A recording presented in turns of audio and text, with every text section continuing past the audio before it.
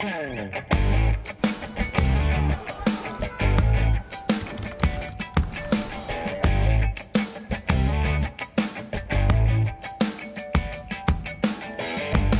ar, o nosso programa Espaço Cidadão, hoje recebendo três convidados. E no primeiro momento dessa entrevista, eu quero apresentar, né, cada um deles e elas que estão aqui conosco. Né? Temos aqui a presença do professor Humberto Meza, ele que é do Núcleo do Observatório das Metrópoles do Rio de Janeiro. Também conosco, professora Selene Tonella, pesquisadora do Núcleo do Observatório das Metrópoles em Maringá. E ainda conosco o Marcelo Soldan, que é da Universidade Federal de Goiânia, né, do núcleo do Observatório das Metrópoles de Goiânia. E conosco, né, todos eles vão falar sobre um assunto único, né, porém muito importante, que é a gestão democrática e participação. Tudo isso dentro de um conjunto de entrevistas que estamos desenvolvendo em parceria com um projeto importante que se chama Observatório das Metrópoles nas Eleições, um outro futuro é possível, né? E dentro dessa parceria, vamos aqui a cada semana discutindo temas diferentes com quem nos acompanha. Eu já vou iniciar, né, dando boas-vindas, né, a vocês todos e passando a primeira pergunta, né, ao professor Marcelo Soldan, que eu gostaria de saber, dentro dessa temática geral da gestão democrática e participação, professor, eu queria conhecer, na sua visão, né, qual é a importância, por exemplo, do orçamento participativo. Olá, Robson. É um prazer e um privilégio estar com vocês nesse dia. Professora Selene, Humberto e todos que nos acompanham na TV ou nas redes sociais. O orçamento participativo, as experiências positivas, né, de distribuição de recursos a partir da vontade da população, marcam assim de maneira muito significativa a trajetória das discussões sobre planejamento e gestão urbana no Brasil. Né? Há uma esperança, uma expectativa com que esse mecanismo possa promover maior possibilidade de participação das pessoas na vida na cidade, levantar as demandas de reforma urbana e do direito à cidade. Né? Eu vejo como um mecanismo essencial que dota a população de possibilidades de incidir sobre as decisões na cidade, né? Que é o lugar onde as pessoas vivem, onde o cotidiano está estabelecido. Então, essa possibilidade das pessoas decidirem os rumos dos recursos, vejo de maneira muito positiva e que deve ser aprofundado nessas eleições. A gente tem sempre essa expectativa, apesar de hoje estar com baixo prestígio, né? O mecanismo. Exatamente. Houve um momento, né, na história do país, em alguns governos, cerca de umas 2 décadas atrás, né, onde aconteceu uma grande efervescência, né, as pessoas tentando mobilizar-se mais em relação a essa importância do orçamento participativo, mas posteriormente, né, houve um refluxo, né? Eu queria ouvir a opinião da professora Selene, né, sobre, na sua visão, né, o que é que pode ter provocado um pouco, digamos assim, essa diminuição seja de alguns gestores, ou seja de alguns cidadãos, em participarem do orçamento participativo ou da construção de uma maneira participativa das políticas que dizem respeito à cidade. Bom, é um prazer também estar aqui com vocês, com os colegas Marcelo e Humberto, de novo sendo entrevistada pelo Robson, né? Robson, eu trabalho há décadas já com a participação ampliada e focando principalmente nos conselhos gestores de políticas públicas, não é? E a gente teve muita expectativa, muita esperança nesse modelo participativo, até que houve um esvaziamento dos movimentos sociais, de ação mais direta, em nome dessa participação institucionalizada. E nós fomos percebendo que há um limite bastante aí restrito, esse limite da participação, né? As pessoas que têm que lidar com a sobrevivência cotidiana, elas tem resistência na participação. Então, o cidadão comum, ele não participa, mesmo que sejam chamados, e aí esse chamamento tem que ser muito incisivo por parte do gestor, é, e o que ocorreu, na verdade, em relação aos orçamentos participativos é que era uma proposta de governo, principalmente do Partido dos Trabalhadores, então o chamamento, o desenho institucional das assembleias, isso deu certo em determinados períodos, como a gente tem o exemplo clássico de Porto Alegre e outras São Paulo metrópoles, também, né? Na época da Luiza Erundina. qual? Em São Paulo Ah, também, São né? Paulo, no período da Erundina. Mas digo que teve continuidade de Porto Alegre, né? Eu acho que Belo Horizonte tem alguma coisa, mas assim também foram períodos, como você disse, da Erundina, depois da Marta Suplicy em São Paulo, aí parou, não teve mais gestão do PT, não teve mais orçamento participativo, o que a gente teve são simulacros, aqui mesmo em Maringá nós temos um tal de orçamento cidadão, que assim, o prefeito vai de vez em quando em algum bairro e pergunta o que o povo quer, mas não tem nada a ver com esse desenho original, né? É Inclusive, isso. quando se pensa até em percentual de orçamento, é um pinguinho no oceano. É, é isso. Perfeito. E eu gostaria de ouvir também sobre essa mesma temática geral da gestão democrática e participação, a gente falando aqui sobre orçamento participativo, ouvir um pouco o professor Humberto, né, sobre, na sua avaliação, qual é a importância do orçamento participativo para a economia. Então, Robson, bom, é um prazer também estar com vocês, com você especialmente, que nos apoia tanto nessa divulgação, né, com a Selene e com o Marcelo, sempre uma honra poder conversar com os colegas. Olha só, eu acho que poder abrir as contas públicas para o cidadão tem, evidentemente, o impacto econômico no sentido da gente conseguir ter uma distribuição muito mais equitativa, muito mais orientada a uma vocação social e que, de fato, contribui para o desenvolvimento. A gente tem observado nas metrópoles brasileiras que, geralmente, a despesa pública ela está orientada a gente que analisa o orçamento, por exemplo, né, como que é um pouco as contas, como foram feitas nas últimas décadas. Nós estamos tendo um trabalho para fazer um levantamento da série histórica desde o final dos anos 90, né? E a gente observa que tem uma despesa muito pesada em termos da dívida pública. Isso é uma coisa que compromete bastante a receita corrente líquida dos municípios, especialmente, e muitos municípios que eles enfrentam ou experimentam uma despesa muito específica com encargos sociais e recursos humanos, né, e pessoal, que vai inclusive acima do limite que a lei permite, né? Então, assim, tudo isso é importante a gente poder saber o que está acontecendo dentro, né, da despesa e dos processos e tal, que isso é possível abrindo as contas e permitindo um espaço cidadão cada vez muito mais acentuado, né, com relação a isso. Só que eu acho que, junto com isso, tem uma segunda dinâmica, né, outra coisa que nós precisamos prestar mais atenção, que não é apenas a despesa. A gente consegue compreender que o orçamento ele tem duas pontas, e nessas pontas precisamos agir melhor a participação. O orçamento ele tem um arranjo que vai desde a definição prévia, né? E isso tem a ver com a capacidade que o município tem para poder arrecadar tributos, né? Quem de fato paga mais impostos que outros, né? Onde que estão as receitas principais, né? Se existe de fato transferências federais, estaduais e qual o nível de dependência que o município tem desses recursos, né?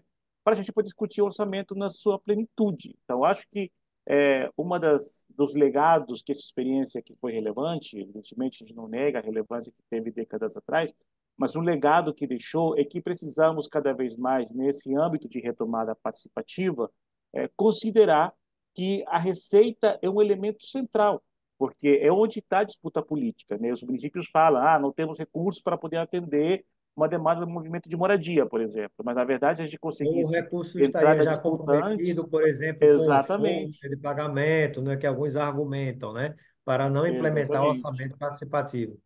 Exatamente. Então, acho que essa outra ponta, são necessárias a gente poder definir estratégias que ajudem os coletivos populares, movimentos e tal, para poderem ter enfim, uma experiência melhor de observação a esse processo. Claro que tem desafios, né, técnicos, né, poder aprender. A gente mesmo que trabalha com isso há muito tempo enfrenta dificuldade de compreensão sobre a estrutura orçamentária, quanto mais coletivos que estão na luta, né, enfim, do dia a dia cada vez maior. Mas eu acho que esses desafios, enfim, sendo observados previamente, com apoio, enfim, de grupos acadêmicos e tal, até jornalistas, né, como vocês, pode ser enfrentado muito bem com coalizões cada vez maiores, aproveitando, evidentemente, o processo de retomada que vai ser relevante para esse momento eleitoral. Sem dúvida. Eu gostaria de ouvir agora o professor Marcelo Soldan, lá da Universidade, lá do Núcleo da Região Metropolitana de Goiânia, né, sobre um outro tópico que acho que é importante a gente tratar, até porque ligada a essa temática que a gente está tratando hoje, que é a gestão democrática e a importância da participação do cidadão, né, construindo eh, somando ideias para a construção da sua cidade e também participando ativamente das discussões, eu gostaria de ouvir qual é o significado dessa participação, justamente no momento que estamos chegando em 2024, né, um momento já pré-eleitoral, quando teremos eleições municipais, eleições para prefeitos e vereadores e vereadoras em todo o Brasil. Então, como é que você poderia conectar, professor Marcelo, esse tema da gestão democrática e da participação às eleições 2024? Bom, Robson, é interessante notar nesse assunto que as regiões metropolitanas contribuem sobremaneira nas votações, né? O peso do voto metropolitano é muito relevante e aproximadamente 40% da população brasileira mora nas 15 regiões metropolitanas, nas 15 principais. Então, é muita gente concentrada, né? É muito voto concentrado. Qualquer candidato político e representante que almeje sucesso depende do voto metropolitano, né? E os temas e os problemas, os desafios, né, de ordem metropolitana, o que a gente percebe nas eleições, e aí tanto nas eleições gerais quanto nas municipais, é que ainda ele é pouco explorado, pouco debatido, né? Os representantes tendem a deixar em segundo plano problemas de ordem de mobilidade, de saneamento, de proteção ao meio ambiente nas regiões metropolitanas. Então, num cenário em que o peso do voto metropolitano é tão significativo e a relevância do tema nas eleições tão pouco debatida, é que a gente vai compreender um pouco os movimentos eleitorais. A título de exemplo, na região metropolitana de Goiânia, são 21 municípios, e na eleição de 2020, né, a última municipal, foram 84 candidaturas à prefeitura, né, nesses 21 municípios. E apenas 20 desses candidatos citam qualquer tipo de medida, ação, proposta nos seus planos de governo para as regiões metropolitanas, né? Então, dá para ter uma noção, um quarto, menos de um quarto dos candidatos de toda a região metropolitana vão tá trazendo esse tipo de debate. E Então, ligado a essas eleições de 2024, estão justamente ligadas às eleições de 2026, quando as pessoas escolhem novamente presidente da República, governadores, deputados federais, senadores também, né? Então, é importante também até por isso, né? Então, quando você tem o cidadão, né, o cidadão, o eleitor, satisfeito com a qualidade de vida naquela região metropolitana, né? E a tendência é que ele sinta-se mais satisfeito quando ele ajuda a construir, né? Ele pode ser um eleitor, digamos assim, mais afinado justamente com aqueles políticos que colocam isso no seu plano de campanha, que incentivam, por exemplo, o orçamento participativo, né, professor? justamente, Robson, é esse desafio, né, da sociedade, das representações, com que o tema possa ser debatido nas eleições, tanto no sentido de construção de propostas e medidas mais efetivas, mas também de um processo educativo da população, que eu acho que é muito importante, né? A eleição é um momento especial da participação, mas também dos entendimentos dos problemas e desafios. E quando a gente vê que nesse nível municipal, né, que é o nível da vivência das pessoas, é, a região metropolitana, a governança interfederativa, né, que é um termo forte do Estatuto da Metrópole, é tão pouco explorado, tão pouco debatido, isso contribui sobremaneira para que a população, de certa forma, vá reafirmar esse desconhecimento de 2 em 2 anos. Né? Acho que é muito Perfeito. prejudicial para a participação e para a gestão democrática. Sem dúvida, e quando a gente fala da governança entre como é a palavra que o professor usou? Interfederativa, governança Interfederativa, né? metropolitana, que é um apelido Exatamente, mais né? simpático. Essa governança o agora, Interfederativo. interfederativa que o professor falou diz respeito justamente ao trabalho é o trabalho em conjunto entre municípios, entre os estados e suas divisas, né? Porque essa história eu gosto muito de dizer isso, né? Que quando a gente vê o desenho no mapa, né, aquele riscadozinho geográfico, a divisão, né, aqui terminou o Rio Grande do Norte, começou Paraíba, terminou São Paulo, começou Minas Gerais, por exemplo, né, ou terminou o Paraná, começou o Rio Grande do Sul, Santa Catarina, né? E aí, numa situação como essa, né, tudo isso é criação humana, né? Mas na verdade o território ele é um só, né? E as pessoas estão transitando, estão vivendo e convivendo, né? Em grandes partes desse território, por isso que é importante essa governança interfederativa, né? Ou seja, que é essa aliança que deve ser feita entre estados e em municípios para trabalharem conjuntamente. Queria ouvir a professora Selene, né, sobre o caso de Maringá, por exemplo, né, os exemplos de participação em Maringá, né, como responsável pelo núcleo de pesquisadores do Observatório das Metrópoles em Maringá, professora. Né, o que é que você pode nos dizer a respeito das experiências e também, até especialmente em relação ao plano diretor, né, a construção do plano diretor, que muitas vezes há quem leve a sério, alguns gestores, mas outros gestores praticamente chegam com aquilo tudo pronto, um pacote já pronto para algumas pessoas ali baterem palma e respaldarem, né? Então, Robson, eu vou falar então, a partir do plano diretor, que nós tivemos a revisão recente, e foi um processo bastante insatisfatório. Primeiro, aqui no núcleo Maringá, e depois vou falar em relação à região metropolitana dos outros municípios. Aqui, ele começou um ano antes da pandemia, acho que 2019, e pegou todo o tempo da pandemia e as audiências públicas eram remotas. Nós temos um órgão de pesquisa, que é o IPLAN, que conduziu esse processo, e por ser longo, moroso e com pouca. Não dava a ideia de ser uma revisão, mas de estar se construindo algo novo, que, do meu ponto de vista, foi totalmente equivocado, porque nós tínhamos que avaliar o plano anterior e corrigir o que estava errado e manter o que estava correto, até porque o plano anterior ele foi construído na gestão do PT, ele foi amplamente participativo. Então, nós conseguimos incluir itens importantes no plano diretor anterior, e essa revisão, então, foi, digamos, foi um resultado pior, ainda que a gente tenha alguns ganhos. Por exemplo, um ganho importante foi a outorga onerosa e para o Fundo Municipal de Habitação. Toda a outorga onerosa ir para o fundo.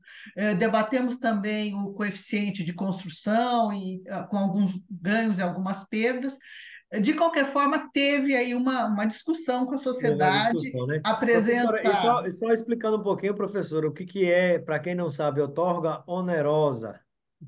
Tá, e aí os colegas ajudem também, né? Porque eu não sou da arquitetura e tal, mas é o parâmetro de construção. Se o empresário quer construir 10 andares e o índice de construtivo é de 4, os andares a mais ele paga uma porcentagem para a prefeitura, para esse fundo. Então Que você deveria tira ali ser do... reinvestido em infraestrutura urbana, né? Porque cada construção dessa gera um impacto muito Isso. forte naquele lugar onde ele está, né? De energia, de água, de esgoto, de tudo, né? Então, mas no caso, está indo para a construção de casas populares. Eu espero que esse Hum, mecanismo perdure. Eu acho Funcione, né? uma conquista bastante importante naquilo, em relação, inclusive, àquilo que o Humberto falou, das receitas, sabe? Isso é uma receita que você está beneficiando determinado segmento. Agora, em relação aos outros municípios da região metropolitana de Maringá, nós temos 26 municípios e alguns bem conurbados com Maringá. E esses, não sei se os colegas sabem, né? Nós temos assim o marketing de que Maringá não tem favela e a pobreza mora ao lado, mora nos municípios da região metropolitana, que são muito perto, dois deles, principalmente Sarandi e Paysandu, estão a 8 km, e a população trabalhadora reside nesses municípios, mas trabalham, estudam e consomem em Maringá, né? Então, temos um problema aí. E a condução desses planos, da revisão dos planos diretores nessas localidades, está muito precário, muito pouco participativo. Em geral, as prefeituras contratam uma empresa que traz o modelo pronto e não tem discussão com a população, né? Então, nós estamos nessa fase, a gente tem um projeto, nós estamos na fase de avaliação de como que está a revisão dos planos diretores nesses outros municípios. Perfeito. E gostaria de ouvir o professor Humberto Meza conosco também aqui nessa sequência de entrevistas ligadas ao INCT, Observatório das Metrópoles, né, com essa temática geral, um outro futuro é possível, discutindo as eleições 2024, né? E hoje, dentro desse guarda-chuva, né, digamos assim, temos a temática especial de hoje, que é justamente sobre a gestão democrática, né, e a participação. E, em virtude disso, eu queria ouvir o professor Humberto, em relação à seguinte questão, né? Qual é a importância, da ação coletiva para o desenvolvimento urbano, né? Como é que a gente conecta essa participação das pessoas, nas diversas áreas, né, que compõem o orçamento, né, com esse tema central que nós estamos tratando hoje? Pois é, Robson. Aí acho que a gente pode considerar também outros elementos que têm a ver com a ação coletiva, né, que vai além do conhecimento orçamentário público, que é relevante, evidentemente, mas nós temos um repertório de pautas que são elaborados pelos coletivos urbanos, e aqui eu falo de moradia, associações de camelôs, que são muito relevantes também nas áreas centrais, por exemplo, das grandes metrópoles, como São Paulo, Rio de Janeiro e tal, movimentos populares que estão fortemente lutando por dotar cada vez mais ou corporificar cada vez mais a noção de função social da propriedade, né, evidentemente, além de outros setores, né, coletivos de mulheres que cada vez se ampliam para poder ocupar a cidade de uma forma mais equitativa, né, mais justa e tal. Então, acho que essa diversidade de questões elas são relevantes em termos de encaixe, como muitos autores da participação estão trabalhando já há uma década, né, aqui no Brasil, de encaixe institucional. O que quer dizer isso? O quanto essas pautas sociais elas entram no aparato público, né? A Celene falou, por exemplo, agora do plano diretor, né? Rio de Janeiro teve uma dinâmica muito parecida também, né? Começou antes da pandemia, a pandemia parou e foi retomada em 2021. E a Câmara de Vereadores é, é, é, desenhou um arranjo participativo para que esses coletivos e grupos influenciassem no plano diretor, só que foi completamente enviesado, muito problemático, né? Foi uma empresa contratada que estava observando a nova revisão, que, enfim, mostrou vários problemas que tinha nessa revisão e tal. Os coletivos também insistiram que essa revisão estava sendo problemática e apenas conseguiram designar apenas 6 a 7 audiências públicas para discutir algumas questões, que é muito pouco, né? Quando nós tínhamos mais de 4.000 emendas ao plano diretor. Então, assim, essas técnicas públicas, né, que tanto o Estado municipal ou o nível estadual, a governança e tal, coloca para poder aprovar normativas, diretrizes, tanto municipais como metropolitanas, né, como o Marcelo bem comentou, colocando obstáculos para que essas propostas sociais se incorporem em políticas públicas, né?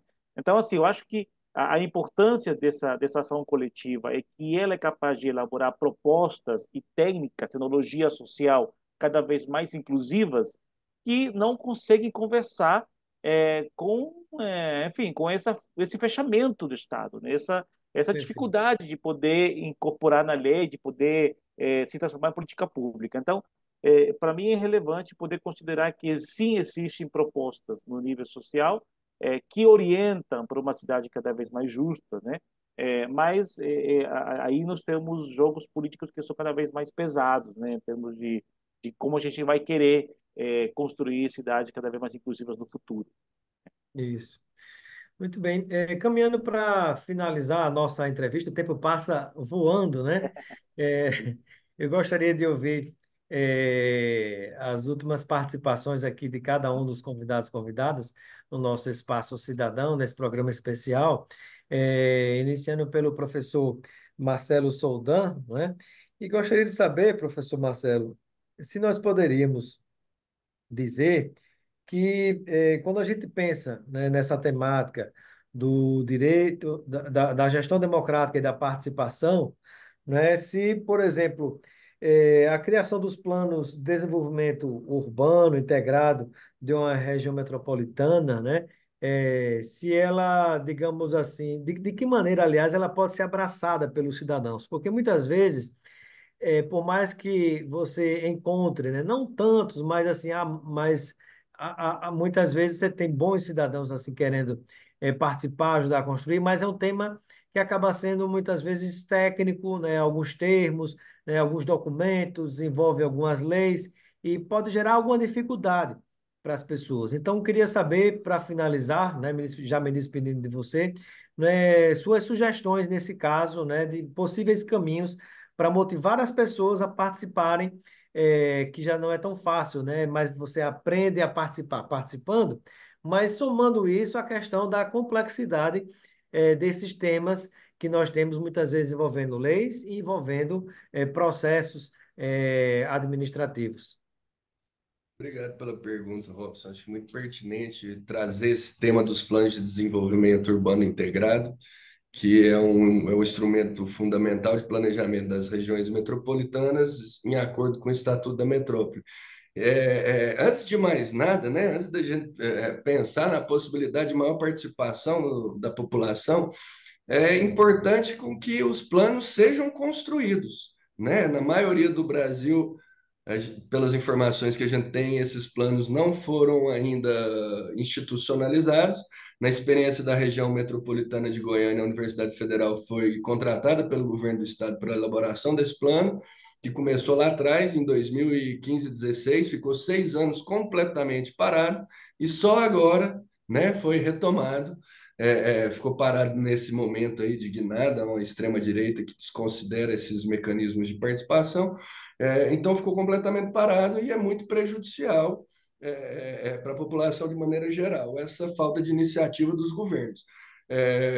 Agora, quando a gente pensa nas possibilidades da participação das pessoas e a importância, né, dos movimentos sociais, movimentos populares, da sociedade civil se engajar no tema, basta assim, a gente dizer que o Estatuto da Metrópole define que os planos de desenvolvimento urbano integrado devem reger as funções públicas de interesse comum.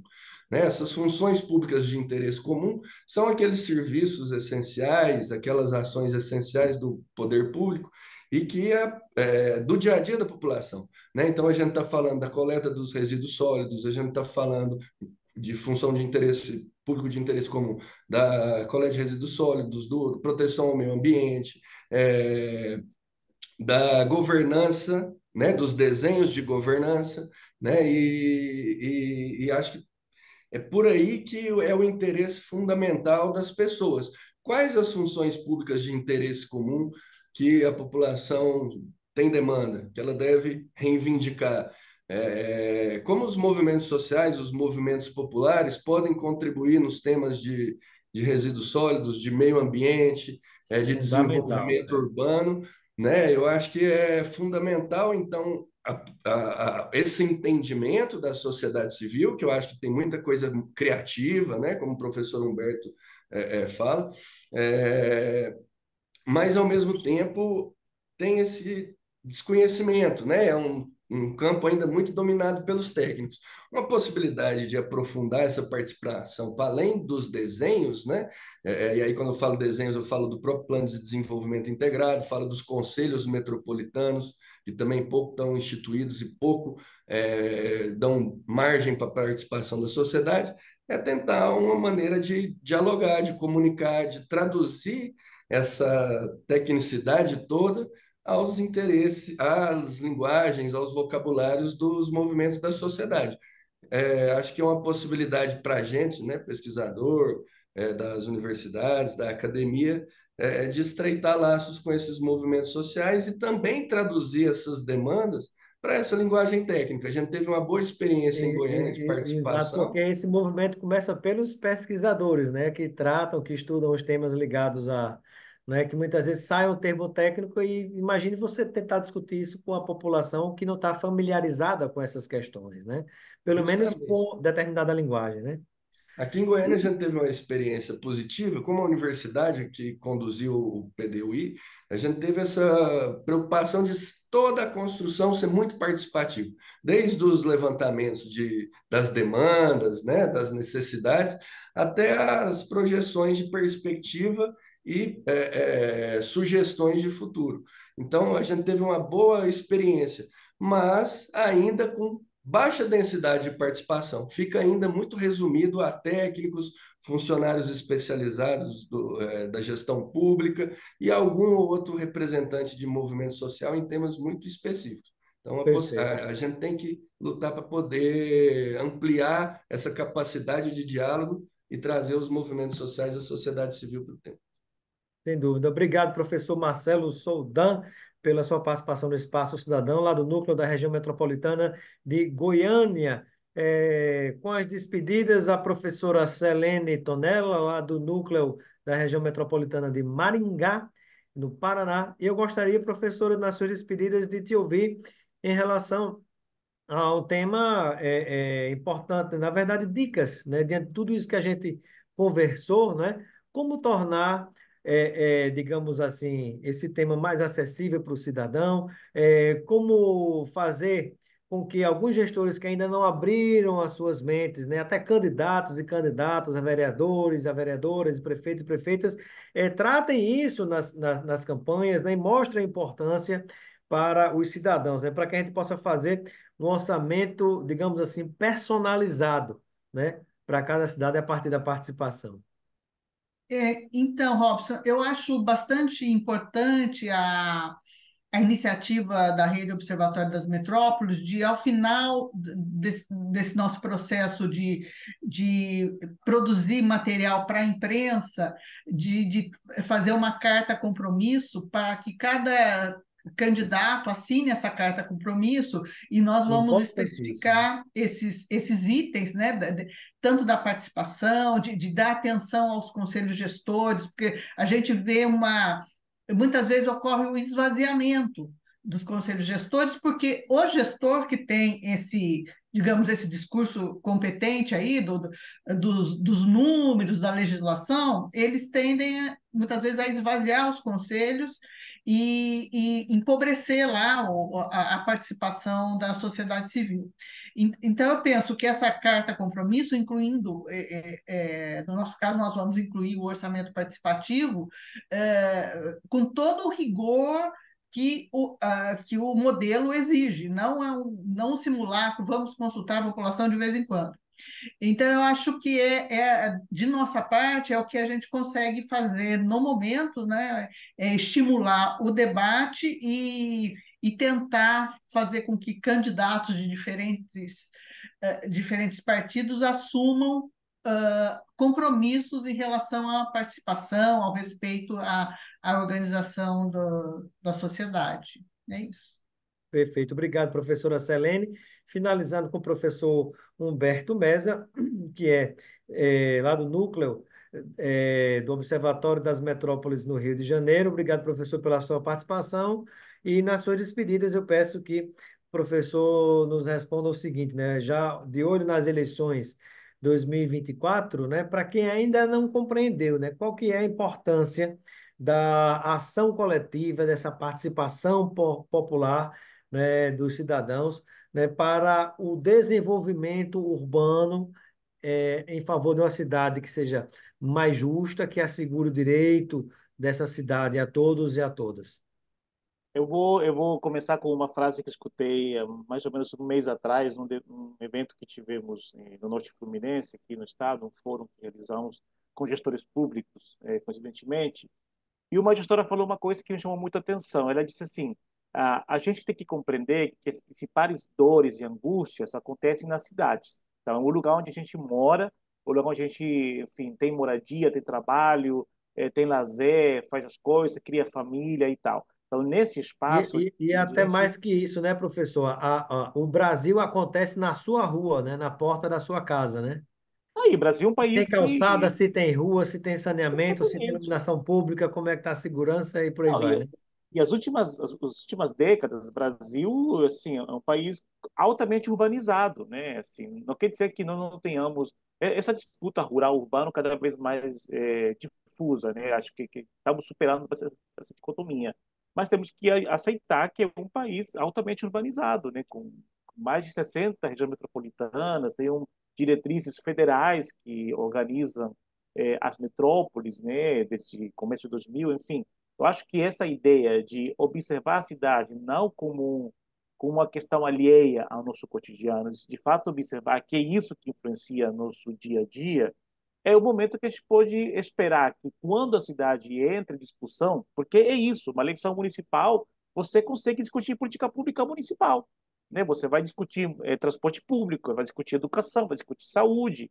E os prefeitos e os candidatos a prefeitos à reeleição vão querer colocar suas políticas em xeque, né?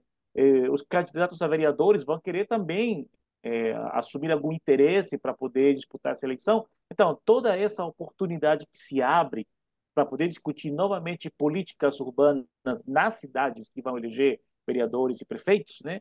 É uma oportunidade de ouro para a gente poder novamente disputar narrativas.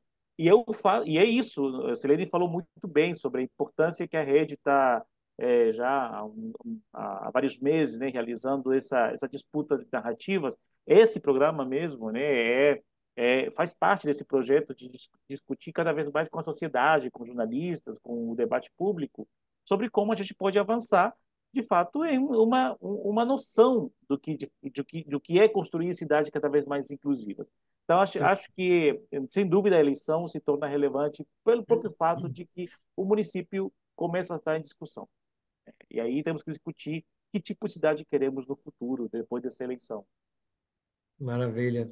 Obrigado, professores, pela participação de vocês em nosso Espaço Cidadão e sejam sempre bem-vindos. Obrigado, Robson. Obrigada. Obrigado. Um abraço a todos.